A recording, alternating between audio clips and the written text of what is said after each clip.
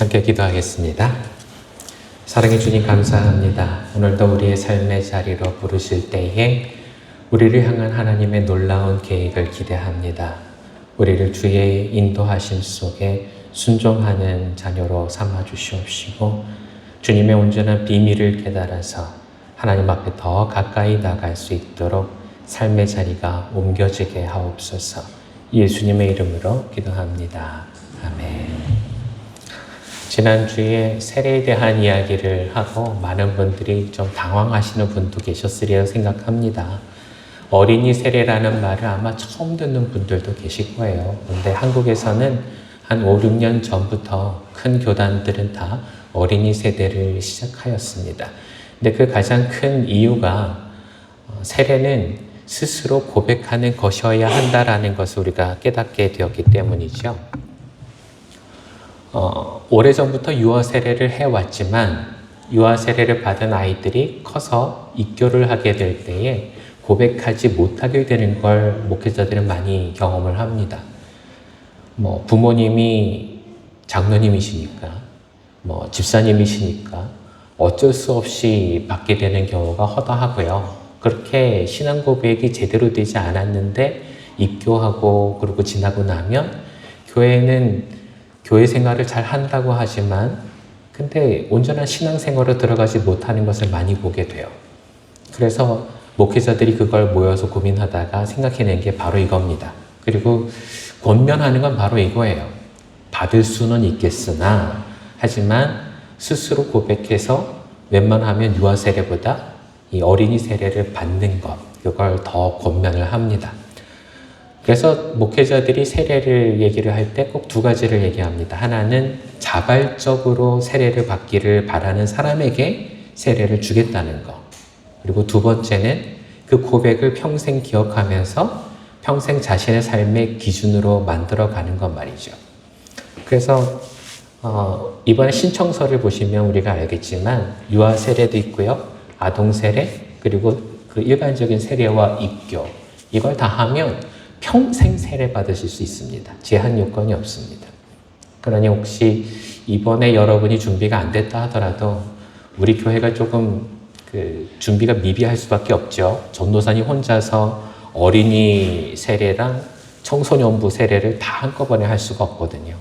그렇다고 제가 어른 세례를 빼놓고 또 갈 수가 없는 입장이니까 여러분 좀 양해해 주셔서 이번에는 이게 다 완전하게 구비가 되지 않았지만 다음번 내년 부활절에는 이런 세례가 준비되어 있다는 걸 여러분이 유념하시고 준비하셔서 함께 참여하실 수 있게 되면 좋겠습니다. 혹시나 어린이가 우리 교회 형편상 태어난 지 꽤 됐는데 유아 세례를 못 받고 지나왔다 해서 서운해하지 마시고 요 목록을 한번 다시 보시고 준비하셔서 함께 세례 받으실 수 있게 준비하시면 좋겠습니다. 세례 이야기를 좀 더 하려고 하는데요. 사람이 성장하는 데 있어서 이 세례라는 게 얼마나 중요할까? 오늘은 이 얘기를 한번 해보려고 합니다.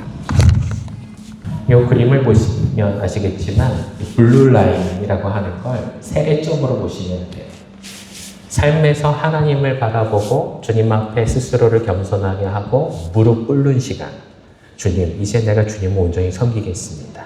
그 은혜 앞에 내가 모든 것을 바치겠습니다 라고 고백하는 순간을 세례라고 본다면 그 세례를 기준으로 삼아서 블루라인이라는 걸 칠 수가 있을 거예요. 그래서 내가 하나님께서 원하시는 삶을 살아가는 게 이 수직적인 부분이라면 내려가는 것도 있겠죠. 시간은 한없이 흐릅니다. 그러면 나는 세례받았었던 그 은혜를 얼마나 기억할까요? 일반적인 경우가 B입니다. B. 초록색. 초록색 선을 따라서 한번 가볼까요? 세례받기 전에 이미 한번 경험을 해서 주님 앞에 무릎을 꿇고 세례를 받기를 결심했어요. 그리고 약간 상승되는 곡선을 가지다가 충만한 은혜를 가지고 세례도 받았죠. 그리고 지나면서 그 은혜를 누리면서 산 것 같았습니다. 근데 그 다음에는 계속 하락의 길을 가요. 왜 이런 현상이 일어날까요? 세례를 받긴 했지만 하나님 앞에 무릎 꿇는 게 내 삶의 기준이라고 생각하지 않아서 그래요. 기준점이 없는 사람은 어디로 향해야 될지 모르잖아요. 교회 생활 잘하는 게 그게 성장인 줄 알아요. 근데 교회 생활 잘하는 게 성장이 아니에요. 예배를 잘 드리는 거? 그건 그냥 우리의 삶의 결과뿐이지 내 삶을 잘 하고 있다라는 증명은 되지 않아요. 근데 중요한 건 뭐냐면요. 바로 주님 앞에 무릎 꿇는 신앙이 계속되고 있는 거예요. A라는 사람을 볼까요? 이 중학생. 이 사람은 세례를 통해서 하나님을 처음 만났습니다. 그리고 하락할 때도 한없이 있었어요. 근데 점점 자기가 바라보는 그 기준점을 정했어요. 주님 앞에 무릎 꿇는 지점. 이걸 알고 한없이 노력합니다. 그래서 주님을 또 만납니다. 이걸 계속 반복하고 있어요. A와 B의 차이는 뭐냐 하면 어떤 것을 목표로 삼느냐는 거예요. 수학을 공부한 사람들은 아마 수렴이라는 말을 알 거예요. 목표가 있으면 그 목표점에 수렴이 돼 가는 게 당연한 거죠. 신앙인에게도 이 목표가 있어야 돼요. 하나님 앞에 무릎 꿇고 주님을 만나고자 하는 시간. 이게 목적이 돼 있지 않다면 우리는 자꾸 하락하는 인생을 살아갈 수밖에 없어요. B와 같이 됐을 때의 문제가 뭔지 아세요? 양심에 거리끼는 일을 했는데도 양심이 발동하지 않는다는 거예요. 내 양심이 발동하지 않으니까 나는 잘못됐다는 생각을 안 하고 살아가는 거예요. 주님을 만난 기억이 있다면 주님을 기쁘시게 하는 것과 주님을 슬프시게 하는 것이 분명 대조가 돼서 내 마음의 기준이 돼 있을 텐데 근데 그 기억이 없다면 점점 하나님은 나한테서 멀어지게 돼 있는 거예요. 오랜 시간이 지나면 지날수록 나는 괜찮은 사람인 줄 알았는데 그냥 내 머릿속에서만 그런 거예요. 오늘 이 얘기를 오늘 주님께서 얘기하시는 이 비유와 함께 얘기할 수가 있어요.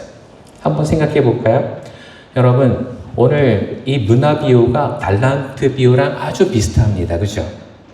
아주 비슷하지만 다른 점이 하나가 있어요. 그게 뭐냐 하면 이 달란트를 받았던 사람들은 그냥 주인이 시켜서 부탁해서 하는 일이었지만 오늘 문화를 받아서 장사하는 사람은 오늘 성경에서 얘기하기를 그들을 둘로스라고 얘기해요. 둘로스. 둘로스는 노예라는 뜻이에요. 노예. 여러분 노예가 뭔지 아시죠? 옛날 우리 조선시대 때 그때는 그 돌쇠 마당새가 있었어요. 그 사람들은 노예가 아니에요. 자기 집에서 월급 받아서 살아가는 품꾼이죠. 그래서 세경이라는 것을 받아서 일하러 옵니다. 근데 주인이 망하게 돼서 세경을 못 주게 되면 품삯을 못 주게 되면 그 다음에 일하러 올까요? 안 와요. 안 와도 돼요. 왜냐하면 고용된 사람이기 때문에. 우리가 일반적으로 오늘날 하는 사람들도 마찬가지죠. 사장이라고 해봤자 회장님이 또 계시다면 그 사장도 그냥 고용인에 불과해요. 그러면 내가 가게를 하나 가지고 있다 하더라도 내가 하고 싶지 않으면 그만두면 될 일이에요. 근데 오늘 장사를 해야 되는 이 10사람은 그렇지 않아요. 그 사람의 신분이 뭐라고요? 노예. 노예이기 때문에 주인이 신 걸 할 수밖에 없는 거예요. 어쨌든 해야 되는 거예요. 이게 너무나도 달라요. 그래서 오늘 이야기를 한번 잘 생각해 봅시다. 한 귀족이 먼 나라로 여행을 갑니다. 근데 이 여행의 목적이 있어요. 왕이 되기 위한 거예요. 그래서 떠날 수밖에 없죠. 갔다가 오면 어떻게 되나요? 직책이 높아져요. 그럼 생각해 보세요. 노예였던 사람은 내 주인이 왕이 되고 나면 그 사람의 신분은 어떻게 될까요? 똑같은 노예라고 할지라도 바깥에 나가면 어떤 귀족도 이 사람을 함부로 하지 않을 거예요. 안 그런가요? 주인이 잘 되는 게 이 사람들한테도 목표가 되고 소망일 수가 있어요. 근데 오늘 그들의 마음이 얼마나 협잡해지고 있는가 한번 잘 살펴보세요. 여행을 떠났는데 그리고는 이 10사람에게 불러서 한 문화씩을 줍니다. 한 문화가 얼마인가 하면은요. 일당을 3개월치 받은 거예요. 3개월 일당을 모두 합한 금액이 한 문화입니다. 이게 달란트랑은 너무 달라요. 달란트는 15년 동안의 급여를 다 모은 게 그게 한 달란트예요. 그러면 한 달란트를 받으면 장사할 만 하겠죠. 그렇죠? 근데 한 문화를 가지고는 장사할 만할까요? 3개월치 봉급 가지고? 조금 어렵게 느껴지죠. 근데 문제가 하나 더 생겼어요. 오늘 말씀 한번 볼까요? 네, 이거 맞습니다. 같이 한번 읽어볼게요. 그런데 그의 시민들은 그를 미워함으로 그 나라로 사절을 뒤따라 보내서 우리는 이 사람이 우리의 왕이 되는 것을 원하지 않습니다 하고 말하게 하였다. 아멘. 먼저 이 임금님이 되실 이 귀족이 자리를 떠날 때, 여행을 떠나기 시작할 땐 아무 문제가 없었어요. 종들에게 장사를 하라고 했던 것도 별 무리한 부탁이 아니었어요. 근데 이게 상황이 뒤바뀌게 됐어요. 왜냐하면 왕이 되어야 하는 이 도시가 이 사람을 왕이 되는 것을 거부하고 있기 때문에 그래요. 이 다음에 어떻게 됐을까요, 여러분? 만일 여러분이 이 종이라서 장사를 해야 된다면 계속 하시겠어요? 우리 그림 한번 볼까요? 4번 슬라이드. 네, 상황이 딱 이런 거예요. 왕이 되고 싶은데 돼서는 안 된다고 하니까 옆에 있는 모든 사람들은 이 사람들이 장사하는 걸 방해했을 거예요. 왜요? 장사가 잘 되면 잘 될수록 왕이 될 가능성은 또 높아질 거니까. 그래서 이 장사하는 걸 막았을 거예요. 방해를 하고 협박을 하고 무너뜨리려고 하고 뭐 별짓을 다 했을 거예요. 그런데 이 사람은 어쩔 수 없이 해야 돼요. 왜요? 신분이 뭐니까? 노예니까. 그래서 해야 돼요. 그런데 어떤 마음을 가지고 해야 될까요? 모든 사람이 다 반대하는데. 나는 그의 종이라는 신분만으로도 많은 사람들이 나를 핍박하는데. 딱 이런 상황이죠? 아무도 도와주지 않아요. 근데 이런 상황에서 협박도 협박이지만 문제는 또 있죠. 장사를 해서 이윤이 남겠어요? 이게 너무 힘든 거예요, 이게. 시간이 얼마나 지났을까요? 한참이 지난 다음에 임금님이 다시 되돌아오셨대요. 임금님이 돼서 되돌아오셨다라고 해요. 근데 오시자마자 하는 얘기가 뭐냐면 정산하자. 너희가 얼마나 벌었는지 한번 보자 라고 얘기를 했어요. 이런 상황에서 도대체 몇 사람이나 떳떳하게 와가지고 저 이만큼 벌었습니다 라고 얘기를 하겠어요. 그래서 그 중에 제일 잘한 사람이 아마 먼저 나왔을 거예요. 얼마 번 사람? 10문화 번 사람, 10배로 번 사람 와서 얘기합니다. 주인님, 제가 10문화를 벌었습니다. 그랬더니 칭찬하지요. 아유, 충성된 종아, 잘하였다. 그리고는 칭찬을 합니다. 근데 그걸로 끝나고 아무도 없으면 모르겠는데 그 다음에 한 사람이 더 나타났네요. 이번엔 5문화. 10배 정도는 아니지만 그래도 이 사람도 칭찬을 받았어요. 충성된 종아, 잘하였다. 근데 그 외에 다른 사람은 아무도 나가려고 하지 않았던 것 같아요. 그래서 그나마 한 문화를 가지고 있었던 이 사람이 지금 나섭니다.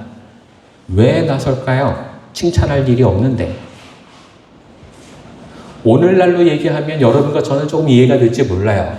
IMF도 겪고 세상의 공황을 다 겪을 때 본전이라도 유지하는 거 대단한 거 아니야? 우리도 그렇게 생각했었잖아요. 근데 그 마음을 가지고 지금 주인에게 가서 얘기를 합니다. 주인님, 저는 이거 잃어버릴까봐 수건에 꽁꽁 싸매놨다가 그랬다가 다시 잘 가지고 왔습니다. 그리고 드려요. 근데 주인이 칭찬하던가요? 아니요. 주인이 뭐라고 얘기하는 건 왜 너는 아무것도 하지 않았니? 그러면서 야단을 쳐요. 왜 너는 아무것도 하지 않았니? 라고 물었더니 이 종이 얘기를 합니다. 뭐라고 얘기하죠? 5번 볼까요? 5번 슬라이드. 네, 같이 읽어볼게요. 주인님이 주신 금화가 여기 그대로 있습니다. 저는 이것을 수건에 싸두었습니다. 주인님은 지독한 분이라 맡기지도 않은 것을 찾아가고 심지도 않은 데서 거두시기에 저는 무서워서 이렇게 하였습니다. 아멘. 우리가 읽은 새 번역에는 야무진 분이시라 이렇게 얘기를 했어요. 야무진 분이라고 얘기하는 건 칭찬이에요, 욕이에요? 칭찬인 것 같아요? 근데 그게 제대로 번역이 되지 않아서 공동 번역은 이렇게 번역해요. 뭐라고요? 주인님은 지독한 분이시라. 이게 칭찬이에요, 욕이에요? 욕이죠. 욕이에요. 지금 주인에게 욕을 하고 있는 거예요. 뭐라고요? 뭐 한 달란트쯤 주고 갔으면 내가 뭘 해보겠는데 그나마 한 문화 줘놓고 나한테 뭘 하라고요. 참 지독한 분이시여. 이걸 얘기하는 거죠. 내가 아무것도 할 수 없었던 이유가 누구 때문이라고? 주인 때문이라고. 근데 주인은 이걸 듣고 난 다음에 뭐라고 얘기를 해요? 잘했다고 그래요? 다음 페이지 볼까요? 22절 봅니다. 같이 읽어봅니다. 이 몹쓸종아, 나는 바로 내 입에서 나온 말로 너를 벌주겠다. 내가 막지도 않은 것을 찾아가고 심지도 않은 것을 거두는 지독한 사람으로 알고 있었단 말이지. 그렇다면 너는 왜 내 돈을 돈 쓰는 사람에게 꼬주지 않았느냐? 그랬으면 내가 돌아와서 이자까지 붙여서 원금을 돌려받을 수 있지 않았겠느냐? 지금 주인은 뭘 얘기하는 거예요? 손해봤다고 남으라는 거예요? 아니에요. 주인은 지금 뭘 얘기했는가 하면 네가 나한테 지독하다고 욕할 만큼 너는 그만큼 네가 아는 대로 실천하고 있었냐? 라고 물어보는 거예요. 너는 변명만 하고 있을 뿐 아무것도 안 하는 사람이지 않느냐? 라고 물어보는 거예요. 여기서 한 가지 더 생각해 있어요. 그게 뭐냐 하면 지금 우리가 본 사람은 3사람밖에 없잖아요. 나눠준 종은 다 몇 명인데? 10명. 그럼 나머지 7명은 어떻게 됐을까요? 이윤을 못 남긴 거죠. 망한 거죠. 7명은 망해서 가만히 있는 거예요. 그런데 이상하죠? 주인은 그 사람들한테는 아무 얘기하지 않아요. 잘못됐다고도 얘기하지 않고 칭찬조차 하지를 않아요. 근데 이 사람은 본전을 가지고 왔다고 얘기하는데 주인이 야단을 칩니다. 손해본 것도 아닌데. 왜요? 여러분, 여기서 우리가 생각할 게 있어요. 하나님의 계산과 우리의 계산은 달라요. 우리는 이걸 손해보지 않았다라고 얘기하지만 아무것도 하지 않은 이 사람이 놓친 게 무엇인지 하나님은 보고 계신단 말이죠. 왜 이 사람은 욕을 먹었을까요? 여긴 이걸 깨달아야 되죠. 도대체 주인이 준 문화가 뭘 의미하는 걸까요? 주인은 도대체 종들에게 뭘 주고 간 걸까요? 우리는 이 상징성에 대해서 잘 알고 있어요. 모르지 않아요. 주인이 누굴 의미하는 거죠? 하나님. 그렇죠? 종은 누굴 의미하는 거죠? 우리죠. 우리예요. 그럼 우리한테 주신 이 문화라는 건 뭐죠? 우리에게 주신 종잣돈은 뭘 의미하는 거죠? 우린 뭘 남겨야 되나요? 저는 이걸 어떻게 설명을 해야 될지 참 고민 많이 했어요. 은혜라고 해야 되나? 달란트, 은사라고 해야 되나? 여러분 뭔 것 같으세요? 따라서 한번 해보실래요? 하나님의 신뢰. 다시 한번. 하나님의 신뢰. 붙여서 얘기해 볼까요? 하나님의 신뢰. 나를 향하신 하나님의 신뢰. 주님은 나를 믿고 계신 거예요. 내가 이 고난의 현장 가운데서도 하나님을 버리지 않고 주님을 위한 인생을 살아갈 것을 믿고 계신 거예요. 왜 이게 하나님한테 중요할까요? 모든 사람이 다 하나님을 반대하고 있으니까. 그래서 하나님 편을 들고 하나님의 깃발을 들고 모든 사람이 반대하는 그곳에서 내 주님은 선하신 분입니다 라는 것을 얘기하면서 사는 것을 하나님은 참 귀중하게 생각하신다는 거죠.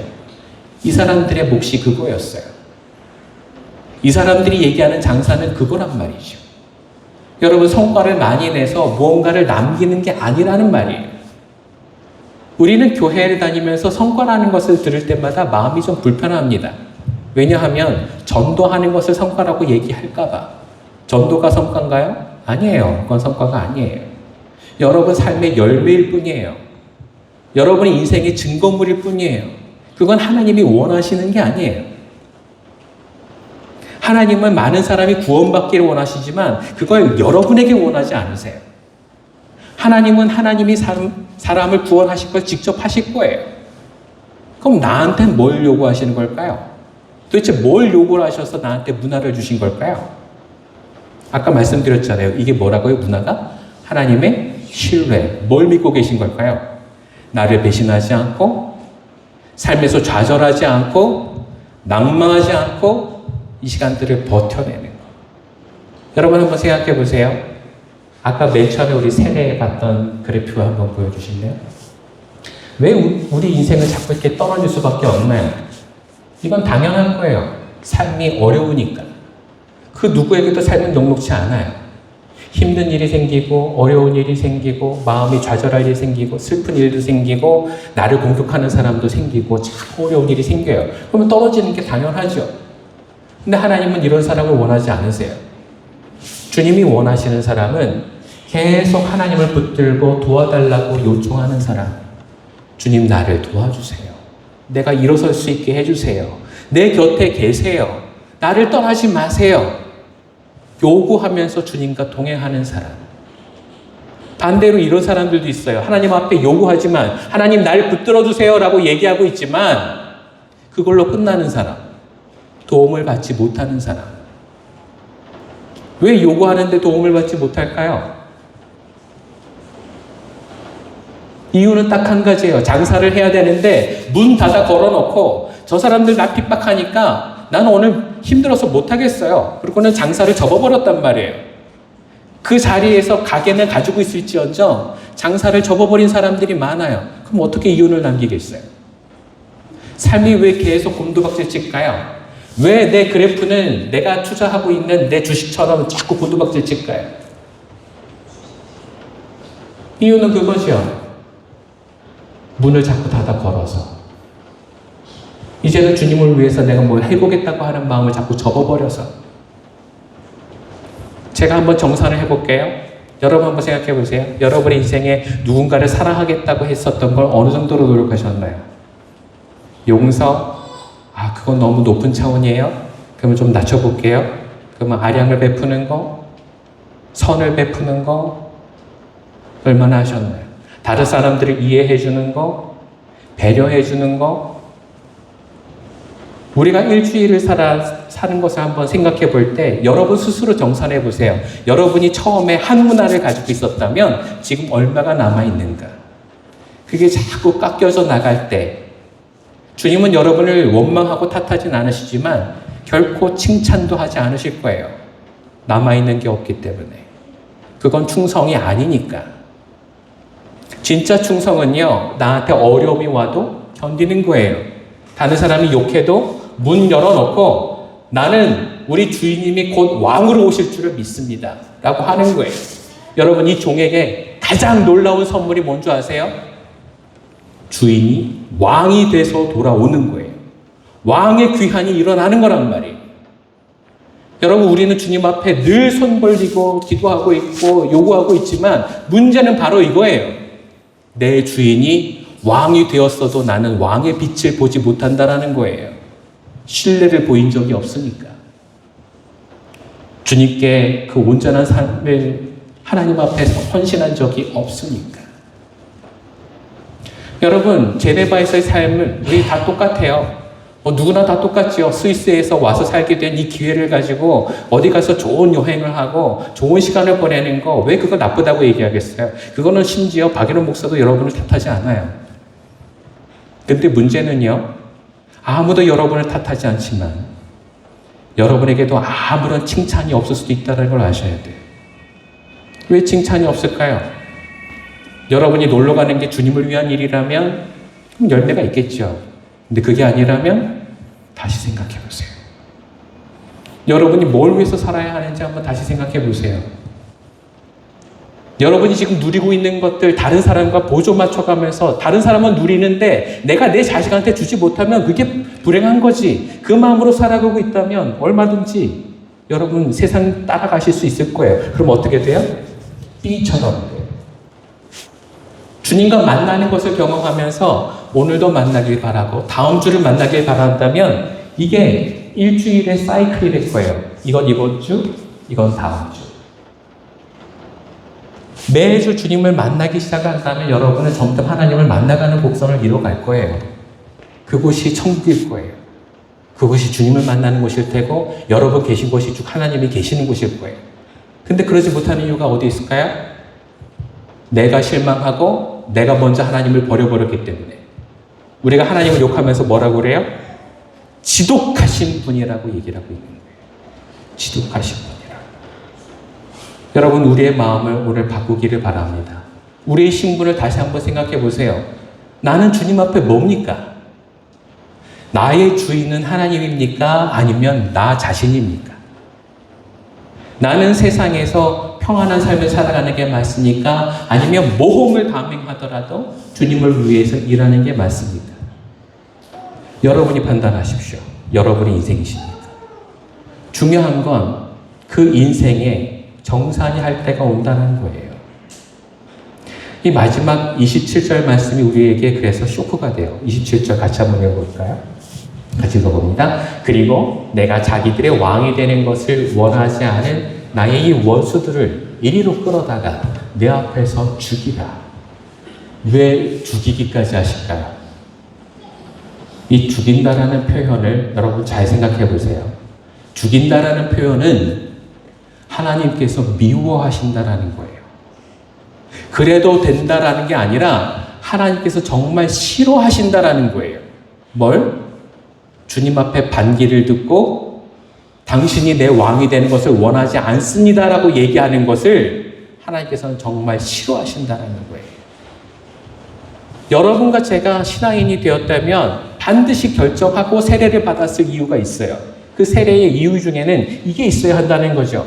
당신을 내가 왕으로 모시겠습니다. 당신이 하고자 하는 것들을 내 삶에서 이루어가겠습니다. 당신을 위해서 헌신한 삶을 살겠습니다. 이게 세례자가 해야 될 고백이에요.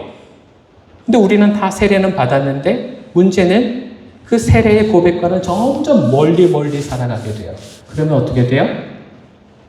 주님의 마음은 이해할 수가 없게 되어버리는 거죠. 우리는 이 저주받을 도시의 시민일 뿐이에요. 주인이 군대를 이끌고 왔을 때 나는 죽어야 될 대상인 거죠. 주인과 함께 참여해서 함께 기쁨을 누리는 자는 어떤 사람인가 하면 단 한 문화라도 열매를 남기는 사람이어야 된다는 거죠. 수건에 쌓아놓는 게 아니라 정당하게 벌어서 하나님 앞에 드릴 수 있는 그런 사람이어야 된다는 거죠. 여러분, 그리스도인답게 사시기를 바랍니다. 그게 우리가 바라야 될 성숙이에요. 세례 받은 지 20년이 됐다면 20살만큼 잘하시는 게 맞아요. 이제 다음 주면 우리 교회는 창립된 지 47주년이에요. 그럼 중년의 나이가 돼야겠죠? 중년다운 교회가 돼야 돼요. 근데 여러분 스스로 판단하세요. 우리는 중년다운 교회인가요? 안 되는 이유가 뭔가요? 내가 교회이기 때문에 그래요, 여러분. 내가 교회이기 때문에. 여러분이 성장하지 않으시면 교회는 성장하지 않아요. 여러분이 세례받은 지 30년이 되고 40년이 됐으면 여러분도 중년이 되고 교회도 중년이 되는 게 맞는데 우리가 지금 그걸 못하고 있다면 성장하지 못했다라는 사실을 돌아보셔야만 한단 말이죠. 오늘 8번째 페이지 한번 볼까요? 갈라디아서 6장 9절에는 이런 말씀이 있어요. 같이 읽어볼까요? 선한 일을 하다가 낙심하지 맙시다. 지쳐서 넘어지지 아니하면 때가 이를 때에 거두게 될 것입니다. 아멘. 여러분, 저는 오늘 여러분을 야단치려고 말씀드리는 게 아니에요. 지치지 말라고 말씀드리는 거예요. 선을 행하는데 지치지 말라고. 지쳤으니까 예전에 해왔던 모든 게 다 물거품이라고, 쓸모없다고, 진짜를 믿고 살아왔는데 그게 진리가 아닌 것 같다라고 얘기하지 마시라는 얘기예요. 좌절했다고 해서 여러분의 인생을 부인하지 마세요. 좌절했다고 해서 하나님을 부인하지 마세요. 왜 이 종은 하나님 앞에 자꾸 지독한 사람이라고 욕하게 됐을까요? 좌절하면서 점점 미움이 쌓여왔기 때문에 그래요. 자신의 괴로움이 다 자기 주인 탓이라고 생각해왔기 때문에 그렇죠. 여러분, 이제 내 마음을 돌릴 때가 됐어요. 진실을 다시 구하셔야 돼요. 하나님 우리에게 이 말씀하고 계신다는 말이에요. 어떻게 하라고요? 좌절하지 말라. 곧 때가 될 것이고 그때는 열매를 거두게 될 것이다. 누가복음에도 이런 말씀하세요. 같이 읽어볼게요. 주라, 그리하면 너희에게 줄 것이니 곧 후히 되어 누르고 흔들어 넘치도록 하여 너희에게 안겨주리라. 너희가 헤아리는 그 헤아림으로 너희도 헤아림을 도로 받을 것이니라. 아멘. 오늘 이 종에게 주인이 뭐라고 얘기해요? 네가 얘기했던 그대로 내가 갚아줄게. 네가 나를 지독한 사람이라고 했지? 그러면 네가 지독한 꼴을 당하게 될 거야. 오늘 여기서도 그렇게 얘기하시잖아요. 너희가 헤아리는 그 헤아림으로 너희도 헤아림을 받을 것이다. 여러분 인생을 비관하시면서 사는 게 얼마나 큰 잘못인지 아세요? 우리 하나님은 능력 없어. 우리 하나님이 나한테 해줄 게 뭐가 있어? 심지어 우리 하나님이란 말도 안 쓰시겠죠? 그분이 나한테 해준 게 뭐가 있어? 근데 여러분 그 믿음대로 될 거예요. 여러분의 인생은 아무 일도 안 일어날 거예요. 그분은 나의 하나님이시여. 모든 걸 다 만드신 그분이 나를 위한 세상을 만들어 가실 거예요. 폭망했었던 것 같은 내 삶도 주님이 일으켜 주실 수 있을 거야. 모든 것을 새롭게 창조하시는 것처럼 나도 새롭게 만들어 주실 거야. 이 믿음을 가지신 분은 모든 일이 이루어질 줄로 믿습니다. 믿는 대로 된다고 얘기하고 계세요. 어떻게 주신다고요? 후히되어 넘쳐 흐르도록 주신다고 말씀하세요. 이게 주님의 약속이에요. 하나님은 우리를 버리신 적이 없고요. 하나님은 우리를 외면하신 적 없고요. 하나님 우리 보고 알아서 잘 살라고 내버려 두신 적 없으세요. 주님은 늘 곁에서 우리를 돕겠다라고 얘기하세요. 여러분 아까 우리가 읽었었던 그 비유의 한 자리에 한번 가봅시다. 모든 사람들이 다 나를 비난하고 있고 우리 주인으로 인해서 나를 핍박하고 있는 그 자리, 거기서 장사를 하고 있는데 내 주인이 매일같이 나를 만나러 오고 나를 위해서 돕겠다면 여러분 이 장사 할 수 있을까요? 없을까요? 왜 없겠어요? 왜 없겠어요? 여러분 오늘 주님이 그렇게 우리를 찾아오실 줄 믿습니다. 삶에서 포기하지 마세요. 여러분에게 주님이 주신 것은 세상에서 쓸모없는 것들을 골라다가 힘없는 것들만 주었던 것이 아니에요. 하나님의 신뢰가 어떤 걸까요? 그걸 바로 은혜라고 하는 거예요. 그 은혜를 받기 시작하면 내 삶에서 내가 생각하지 못했었던 일들이 내 안에 기적으로 일어나는 것을 보게 될 거예요. 주님께서 원하시고 계시기 때문에. 그걸 왜 못 믿으십니까? 여러분, 내가 받고 있는 게 어떤 걸지 아셔야 돼요. 그게 하나님의 기대고 하나님의 사랑이고 나를 향한 하나님의 바람이라는 것을 깨달으셔야 돼요. 거기에는 계획이 있어요. 주님은 오늘, 내일, 모레 어떻게 나를 이끌고 가실지 계획을 가지고 계시다고요. 그러니 낙마하지 마십시오. 때가 이르면 거두게 될 줄로 믿습니다. 오늘 내게 주어진 그 문화가 무슨 의미인지 한번 이번 주 생각해 보십시오. 그리고 내가 어떻게 주님께 충성하고 어떤 열매를 거두어내는 게 맞는 것인가 되돌아보시면서 삶 속에서 승리하시는 여러분과 제가 되길 그리스도의 이름으로 축원합니다. 기도하겠습니다. 사랑해 주님 감사합니다. 오늘도 우리에게 주신 놀라운 일들을 마음으로 받아 또 입으로 시인하고 참으로 믿는 삶을 살아갈 수 있게 도와주시옵소서. 예수님의 이름으로 기도합니다. 아멘.